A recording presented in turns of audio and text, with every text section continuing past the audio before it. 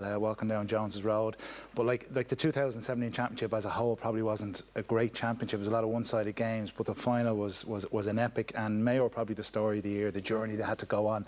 You know, I was down when they played Derry, and after being knocked out of the Connacht Championship, they looked like they were suffering from confidence, and Derry looked the better side. They got them into extra time. Conor Loftus came on, made a big difference, and then they their turning point was probably the replay against Roscommon when they blew them out of the water, and then those two brilliant games against Kerry. Like they were the team that lit up the championship, and when it came to that final day, it was just small margins. It really was, when you think of Cillian O'Connor's kick against the post, and then Dean Rock in the last minute being able to put his over the bar, the sending off, all little things that could have made such a difference. And you know, Stevens there, they got a hell of a lot right on the day and dominated that first half, and probably should have been further ahead at half time, but it was an absolute belter of a game between two teams where it was so physical, and there was a nice little undercurrent to it as well because they knew each other from 2016. Stephen, I know you're sick and tired of hearing about small margins, and there were a lot of disappointments for Mayo in those few years. Was that the hardest one to take? Yeah, they're all hard. You know, the three finals days between the two games in 2016 to come out against a fabulous Dublin team by an accumulative 2 points can be a little bit you know, sour taste, or not a sour taste, but you know, a little bit difficult. But at the same time, you know, we've come up against probably the greatest team in GA history, Gaelic football anyway. And you just got to be able to take it on the chin and move on. The great thing about sport is always the next competition is only around the corner. What I recall of that summer, though, is Kieran referred to the journey you had. I mean, and your supporters travelling everywhere. You know, the numbers you brought. I mean, Limerick, you were expected to beat Cork in Limerick that Saturday night, I remember, and the drama, what your supporters went through as well as the players was massive. Yeah, I remember joking with meeting a supporter one day, saying that we were offering free cardiac assessments by each weekend as you were travelling with the team. But do you know, it's when you reflect now that they were actually great times as well, Des.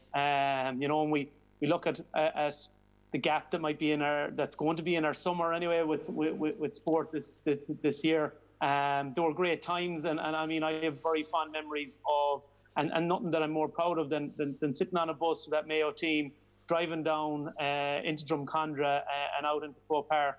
It took us the long way around at certain times, and we did have a couple of lucky escapes, but you know, great times, and we had an unbelievable support, be it in Castlebar, as Kieran alluded to there with that Derry game, down to Limerick and up to Croke Park and the likes. Stephen, can I ask you a question? One of the big stories, I suppose, of the summer was with obviously the two games against Kerry, when you made the decision to put Aidan O'Shea and Kieran Donaghy, which caught everybody kind of by surprise. What was the thinking behind that decision at the time? Because it obviously worked for you. Well, look, I think when you get the result, you know, things go. The assumption is that you get things right just based on the result. But I suppose, you know, Kieran had a very influential role in the quarter-final against Kerry. I can remember, you know, one of his trademark balls into the square. Mayo, we would have felt had at the end of a couple of Kieran Donaghy shows on the previous years, and we felt, you know, as a mark to the group and ourselves that we needed to have a plan. It may seem a little bit radical to people on the outside, but you know, Aidan, I mean, a very, very accomplished quality footballer, and I remember you know, going to chat to him about 7 or 8 days out from it, about being up for it, and I thought it was like, you know, absolutely dying to relishing the opportunity. And you know, there was a lot of things that we learned from the first day. And some things that maybe unfairly he got criticised for, but I think, you know, within the group, when we were able to dig into the detail, there wasn't a lot that we felt that went wrong on the first day, and that's not to say Kieran didn't have an influence, but it wasn't in relation to the full-back position, and we were quite confident to go with it the second day with a couple of little tweaks, and yeah, look, we came the right side out of it with the result. And Stephen, in the final, there's always so many tight margins, small causes, Kieran said. When you look back on it, is there anything that pains you more than anything else? Is there one thing that... Yeah, the final whistle. But I don't see. I think have the regrets of reality it, in like? this is, well, like there's so many things that go into the planning of it.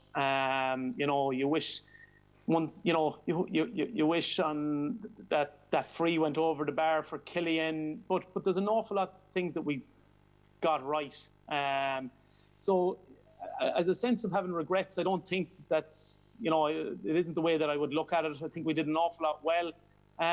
We just didn't have enough to get us over the line. We created enough opportunities to win the game, and I think that's possibly has been the deciding thing between all the teams that are trying to take down Dublin versus what they have. And if you go back and you look at them in 2011, when they got that opportunity for Kevin McManaman's goal against Kerry, they took that opportunity, whereby maybe the rest of us, Kerry last year, ourselves in the past, maybe Tyrone when they got into a good lead, we just haven't built on those opportunities, and that's testament to why that Dublin team is as good as they are.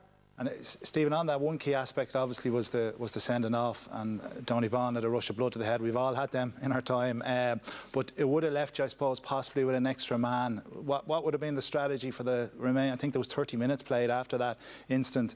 You know, Dublin obviously had changed things at half time, and Dermot Connolly, Kevin McManaman came on. What would you have done with that extra man if you had it in that closing period? Yeah, well, I think the first thing was that you would probably have expected Dublin to make some arrangement with John Small going off. They possibly would have pulled somebody back from their attack into their defence. Might have tried to free up Kieran Kilkenny, who was being tied up maybe by Lee Keegan. I would think we would have pursued with pushing Lee up on Kieran and try and put him on the back foot and not give him the freedom of maybe playing on the half-back line. I think we would have probably rejigged maybe a little bit, maybe with Donald coming into the half-back line and freeing up someone like Keith Higgins, who would have given us that sort of, who grew during the year in that sort of sweeper +1 role, and probably given him a bit more freedom to attack them with his pace. So that would have been our what we would have liked to have been able to put in place. But again, part of that will have come from what Dublin would have done with trying to shore up their defence. But we would have typically tried to keep things as they were. I would have felt at that juncture we were well on top. With the extra man, we would have been obviously able to put a bit more pressure on the Stephen Cluxton kick-out. We had good success in the first half on that and didn't have that level of success in the second half. As the game opens up, and that I suppose the space that Dublin had in their defence to get away those kick-outs, played a bit more into their hands, unlike what we were able to do to them in the first half. Well, maybe to turn the focus a bit towards the Dublin end of it now, to both of you. I mean, Kieran, that day, 12 Dublin players won their 5th All-Ireland medal, the first group outside the great Kerry team. That was 3 in a row, which was a very rare thing, and albeit they just scraped past Mayo. But did you think 5 in a row was on even at that stage? Possibly didn't think it was achievable, Des, at the time, because even in 2016 they had scraped over the line against Mayo, and then again in 2017, and 3 in a row at that time was a significant piece of history for that team. And what they went on to achieve then, I probably surprised everybody. And I think the biggest thing that Jim done was he was able to evolve the team, and he was able to make changes and bring different guys in, and he kept it fresh.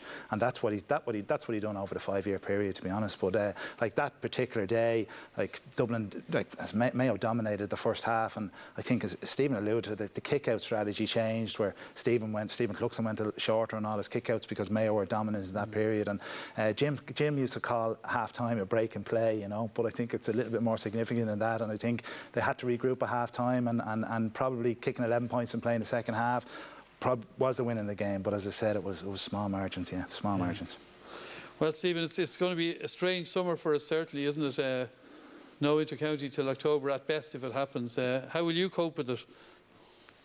Well, I think the best way to try and cope is to still hope that we will have football in some time into late October or into November. I think that's part of our coping mechanism at the moment. I think, in fairness to the GA, in what is a very complex situation, they've tried to bring some certainty to an uncertain situation, and I think you know, there's a lot, you know, that we need to focus on as a society, and getting the public health elements right. And I hope that the advisory group that the GA have put together will be able to sort of learn from what's going on globally, and whatever that'll bring us into a position that we can play football in October, football and hurling into October and November. It'll definitely be different, but it is something that the fingers are crossed for. There'll be fewer fellas walking up to the grounds in their short shirts and the ice creams anyway, but we're looking forward to it. Thank you, Stephen and Kieran, for joining us. That's all we have time for tonight. We hope you enjoyed the show as well.